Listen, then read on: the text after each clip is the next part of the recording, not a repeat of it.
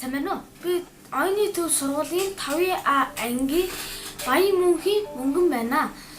Би ер нь энэ сургуульд орж ирснээс маш анхааралтай байж сурсан.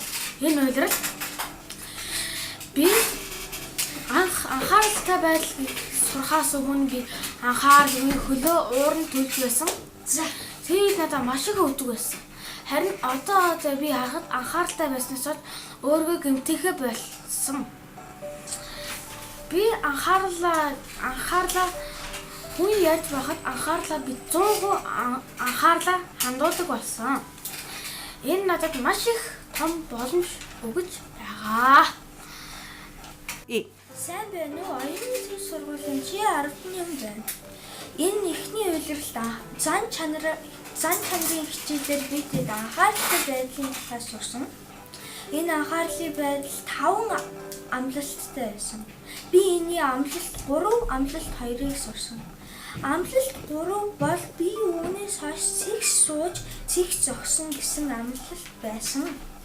Би энэ амлалтыг мэдхээс өмнө маш буруу сууж, маш цэгц биш зогсдог байсан. Энэ амлалт надад маш чухал бас хэрэгтэй зүйл байсан. Амлалт 2 бол би үүнээс ойлгомжгүй зүйл байвал асуулт асууна. Би тэрнийг мэдхээс өмнө ойлгомжгүй зүйлээ асуудгүй. Тэгээд тэрийг хаяа буруу авдаг байсан. Одоо би зөв авдаг. Яг тэгэхээр үүнээс хойш асуулт асуудаг. Асуулт асуухгүй сайн сурах байхгүй байна. Энэ бол миний сурсан 2 юм. Намайг Дэлгүүн гэдэг би 4 ангийн сурагч. Би 38 дугаар сургуулиас шилжиж ирсэн. Би өмнө тэмдгээр зан чанар гэдэг хичээл үздэг байсан. Харин энэ дээрээ би болохоор би 38 дугаар бүгдгээр сууж цаар их тоглодог байсан. Одоо тэгэхээр байсан. Тэгээд бас асуулт боломж гадагш одоо асуулт асууж байгаа. Сайн байна уу? Намайг Имэргүн гэдэг. Би оюуны төв сургуулийн 5А ангид сурдаг. Би 1-р үйлрэлээс эхлэн зан чанар хичээлийн анхааралтай байдал гэдэг зам сурсан. Энэ зам болохоор бидэнд хамгийн хэрэгтэй зан чанар юм. Би анхааралтай байдлын амлалт 1, 2, 4 гэсэн амлалтыг маш сайн сурсан. Энэ амлалт 1 нь болохоор хүний нүд рүү харж ярих. Би амлалт 1-ийг сурааг байхдаа би хүний нүд рүү харддаг байсан. Харин доошоо харддаг байсан. Амлалт 2 болохоор би хүнээс асуулт асуудаг болсон. Энэ нь болохоор хүний мэдэхгүй зүйлийг асууж ийна гэсэн. Амлалт 4 маань болохоор би амлалт 4 мэддэг байсан.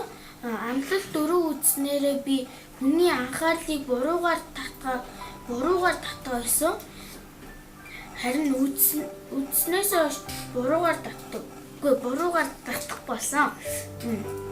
Эцэстэн би анхааралтай байдлыг дөнгөж эхэлж байхдаа би сургуулийнхаа хашааны гадаа нэг ах намайг энэ машин дээр гараад миний түлхүүрийг аваад өгөөч гэж асуунгуудаа би гараад хартал юу ч авахгүй байсан. Тэгтэл тэр ах миний утсыг булгаалцсан байлээ. Тэгээд тэр ах маш хурдаараагүйгээд алга болсон. Энэ байдлаас бол энэ цагаас хойш би анхааралтай байдал надад маш их хэрэгтэй зүйл юм байна гэдгийг ойлгосон. Намайг Имэргүн. Би оюуны төв гэдэг сургуульд сураад 4-өөс 3 хоног болж байна. Тэгээд би зан чанар гэдэг хичээл үзэж байгаагүй 1-р сургуульд байхдаа. Тэгээд би энэ сургууль дээр зан чанар гэдэг хичээл үзэж байгаа. Тэгээд зан чанар гэдэг хичээл үзэж байгаа явцад би нэг юм аягүй сайн бодсон. Тэгээд би 1-р сургуульд байхдаа ерөөсөө би уцаа гаргаад талаар харилцдаг байсан. Багшийн маш гол хичээлийг зааж өгдөөс анхаардаг байсан. Тэгээд би энэ хичээл сурснаас хойш ерөөсөө би тэлээ байсан. Энэ занаа засаж байгаа. Тэгээд би зан чанар гэдэг хичээлдээ улам идэвхтэй оролцох болно. Сайн байна уу? Аяны тав бүрэн додон сургуулийн дөрөв сурагч Түмэн Дэлгэрийн төгөлдөр байна. Би анхааралгүй байснаас хойш багшийн яриаг сонсохгүй байсан. Тэг сууж бүгдээр болохгүй. Багаартай байснаас хойш багшийн яриаг сонсдог байсан. Сайн байна уу? Би оюуны төв сургуулийн 5-р ангийн сурагч шинэ хоёр байна. Би энэ нэгдүгээр улирлаас хойш бид нар бол анхааралтай байдал гэж зан чанар үзсэн. Тэрнээр нэгдүгээр амралт нь болохоор би хүний ярьж байхад тэр хүний нүдлүүр ханах хэрэгтэй гэсэн.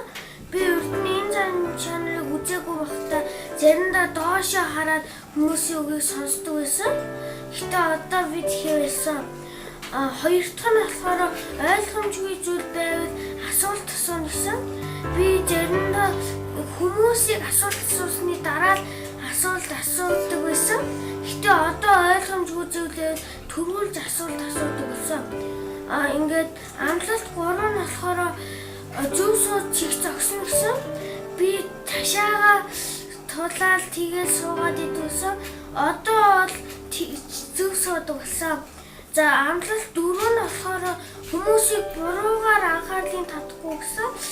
Би энэ амлалтыг үзээгүй байхдаа ингээд манай найз хажууд маань гэрийн толгойд хийдэг байхад би уцаар нь тоглоод тэгээд найз маань миний уц руу анхаардаг байсан.